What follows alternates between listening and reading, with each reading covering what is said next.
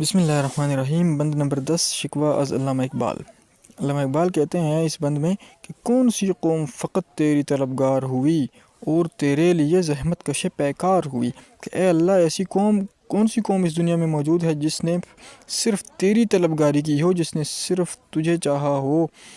بلکہ یعنی وہ یہاں اشارہ کر رہا ہے کہ مسلمانوں نے کیا ہے، مسلمانوں کے علاوہ ایسی کون سی قوم ہے جس نے ایسا کیا ہو، صرف تیری طلبگاری کی ہو اور تیرے لیے زحمت کش پیکار ہوئی، یعنی تیرے لیے اس حد تک پہنچی کہ زحمت اٹھانے لگی، زحمت کش، زحمت اٹھانے والی،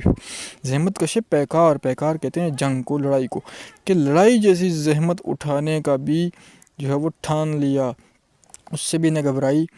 اور کس کی شمشیر جہانگیر جہاندار ہوئی، کس کی تلوار ایسی تھی جس نے پوری دنیا کو فتح کر لیا اور پوری دنیا پر حکومت کرنے لگی۔ جہاندار ہونا یعنی کہ پوری دنیا پر حکومت کرنا، جہانگیر ہونا پوری دنیا کو فتح کرنا، جہان کو اپنے اندر گھیر لینا۔ کس کی تلوار ایسی تھی کہ جس نے پوری دنیا کو اپنے سائے تلے گھیر لیا اور پوری دنیا پر حکومت قائم کر لی، تیرے نام کی حکومت۔ کس کی تکبیر سے دنیا تیری بیدار ہوئی، کہ اے اللہ بتا تو صحیح کہ کون سی قوم تھی ایسی کہ جس کی تکبیر سے، نعرہ تکبیر سے تیری دنیا بیدار ہوئی ہے، لوگوں کو جگایا ہے، لوگوں کو حقیقی خدا کے بارے میں بتایا گیا ہے، بیدار کیا گیا ہے۔ کس کی ہیبت سے صنم سہمے ہوئے رہتے تھے،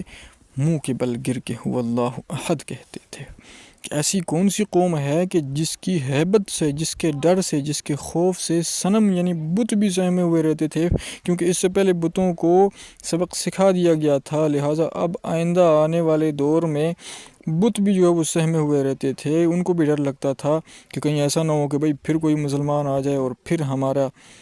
حشر جو ہے وہی کر دے جو پہلے ہوا ہے، اور وہ بھی اللہ کے بندوں کے خوف سے، مسلمانوں کے خوف سے منہ کے بل گر کے هو اللہ احد کہتے تھے۔ یہاں اقبال مبالغے سے کام لے رہے ہیں کہ بت جو ہیں وہ جب کٹتے ہیں تو نیچے گرتے ہیں، اور گرتے ہیں تو وہ هو اللہ احد تو نہیں کہہ رہے ہوتے، لیکن بات یہ ہے کہ اقبال نے ایسے انداز سے یہ بات کہی ہے کہ کچھ دیر کے لیے ماننے کو جی چاہتا ہے۔ کہتا ہے کس کی ہیبت سے صنم سہمے ہوئے رہتے تھے۔ مسلمان قوم وہ تھے کہ جن کے خوف سے جاندار تو جاندار، انسان تو انسان، بت بھی سہمے ہوئے رہتے تھے، اور وہ بھی جو ہے نا وہ اللہ کے سامنے ان کے ڈر سے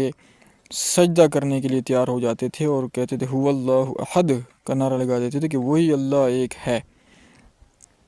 اگلے بند کے لیے دوبارہ حاضر ہوتے ہیں۔ والسلام۔